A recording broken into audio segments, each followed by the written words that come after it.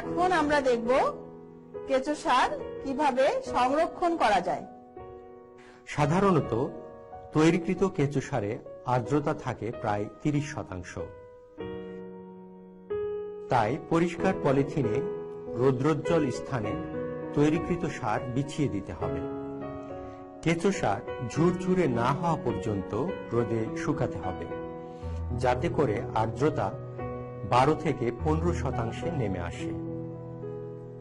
পরবর্তীতে এই শুকনা সার বায়ু চলাচল করে না এমন বস্তায় বা পলিথিন ব্যাগে সংরক্ষণ করতে হবে। এই সার 2 থেকে 3 বছর পর্যন্ত সংরক্ষণ করা যাবে, অথবা এই সার সরাসরি ফসলের জমিতে প্রয়োগ করা যেতে পারে।